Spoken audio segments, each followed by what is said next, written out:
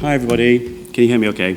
I have a tendency to speak really fast, so if I start speaking really quickly, just wave at me and say, slow down, I can't understand you.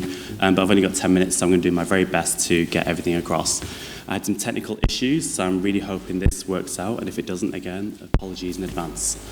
So, I'm Nabil, I'm a creative director, a fashion designer, practice-based researcher, and academic, all in the same kind of context. I am going to talk about disruption, obviously, which has been kind of a huge important part of what I do as a designer, and formed a practice-based Ph.D, which I completed last year. I'm also going to talk to you a little bit about my background as a designer, which will hopefully help you understand why disruption is so important to my practice. So I'm just going to check and see if this works. Perfect. So I have been a designer since I graduated from the Royal College in 2010, but officially I have... Oh, is it working okay? A bit closer. Is that better? Okay. Oh my God, that sounds terrible. So I've been a designer since I graduated in 2010 from the Royal College of Art, but I guess officially a designer since 2015 when I launched my business after the support of the LVMH Prize, which I was shortlisted for back then, but also kind of at the same time was doing my practice-based PhD. So I took on a business, but also a PhD at the same time, which everybody said it was crazy to do. But I actually found one fed the other, and it was a really important way of working for me. Is this going to work? Yes. My practice is filtered. Well, it's kind of centered in historical dress. Anybody who knows me or asks me questions about what I do, I always say I spend most of my time in the archives. I'm always kind of in a dusty kind of storeroom somewhere, studying and analyzing garments, assessing them for their creative potential. But also, I mean, that's one side, but then the other side is the kind of sportswear lens which I apply to my work. Often through fabrication, but also through construction methods, non-sew technologies, and so on. I arrived at my PhD with these kind of opposites, so the historical, but also the sportswear, and saw them at that time in 2015 as these kind of very simplistic juxtapositions. Obviously, that wasn't enough for a PhD, and my director of studies, Philip, Alison Welsh, as well, pushed me very hard on what it was that I was standing for as a designer. So what was it about the Elizabethan that was very important to me? What was it about sportswear that was very important to me? So I had to dig deeper, which is very difficult as a designer because you have to ask yourself some very difficult questions about who you are and what you stand for. I extracted these kind of 5 principles of the Elizabethan: the rough, iconic symbol of the age, and an important aspect of what I do. Obviously, the sleeves of the period too, the fact that they're all detachable, well, a lot of them are detachable, and cut in very interesting ways. Ornamentation, again, a very important part of the period. Less important to my practice, but still kind of exists. And probably the most important part of what I do and what I extract from the Elizabethan period is black and white.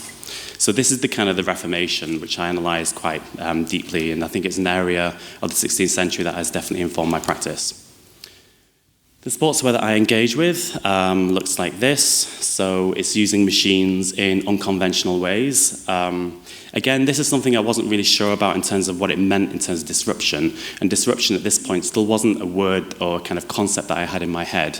So I was always going to machines and technologies and use them in very unexpected ways, so challenging machines to do different things. Here I'm using also non-sew technologies, like I said, but kind of undermining the sportswear concept and the function of them by using by using woven fabrics that weren't necessarily categorized as sportswear.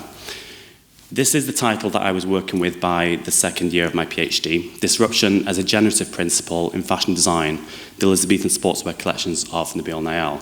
Disruption, as a word, like I said, wasn't something I'd encountered until the 7th of February 2016, about a year and a bit into my PhD, when I was having a bit of a meltdown because I thought, what is it about? What does it mean? What am I going to get out of this? And one night at 2:37 in the morning, I printed out an image of a doublet which I was analysing, and I had a presentation to Alison and to Philip at the university at 10 o'clock the following morning. And of course, my printer ran out of ink. So it was kind of printing these striped images, and would probably normally be a disaster, but actually for me it was kind of a light bulb moment, because I kind of thought, well, actually this is more interesting than the actual original doublet that I was trying to print. The stripes, which created these breaks in the doublet, were actually much more fascinating to me. So the word ruption became very important, and the breaks in an image became very important. And so I had that meeting the following day with Alison, and I kind of brought that up, and then the word ruption, disruption was talked about, and then applied to my collage process. So my collage process here, you can see the break, but in less obvious ways. So you can see the kind of cultural breaks at the top, where you have the Elizabethan head and reference, but then culturally broken away from something quite contemporary at the bottom, which is the shirt, and obviously the leg, which is much more contemporary than the 16th century. So here, in terms of collage, disruptive activity is at its highest. I took it further, and obviously with a PhD, practice-based PhD, I had to kind of look at a philosopher. I struggle with this quite a lot. I'm somebody who failed English at A-level, by the way, so it's a miracle that I can actually do this kind of thing. Gilles Deleuze, somebody who I was actually, a philosopher that I actually related to and felt like it meant a lot to my practice. So the concept of fold, unfold, and refold, and the virtual realm. The idea of unfolding to refold is taking something that is actualized, so a garment of something that we already have in reality, returning it to the virtual realm, deconstructing it into its separate kind of components and parts, and reassembling it into something else. And that, for me, is a virtual form of collage. And that's something that I wrote about a lot in my PhD.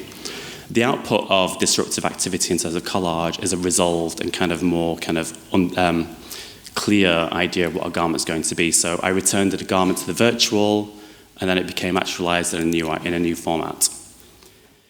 And these were the other ruptions that kind of came out of the umbrella term disruptions. I had eruption, corruption, interruption, abruption, and eruption with an I. I'm going to highlight 3 of those and apply them to garments. So from my work, you can see on the right-hand side, I've got a corruption. I mentioned earlier on the importance and the significance of the ruff within my practice, the fact that it's located on the neck. But actually, if you corrupt its location and if you corrupt the form, you can actualize it in completely new context. So it shows you how you can take something from 400, 500 years ago and kind of put it through into a very contemporary context. Abruption in the middle, I mentioned the sleeves and the significance of sleeves kind of detaching. 8 minutes, okay. Detaching and falling off. Abrupting something from the body kind of relates to that concept. I'm going to move forwards because I'm going to run out of time. Oh, good, okay. And what I've talked about in terms of corruption, abruption, interruption, the kind of the various ruptures I've talked about are actually the actions of disruption. But if we look more closely at the fields of disruption, you have more complicated things, which I would talk to you about if I had another hour, but I can't. Symbolic, spatial, directional, temporal, structural, and so on.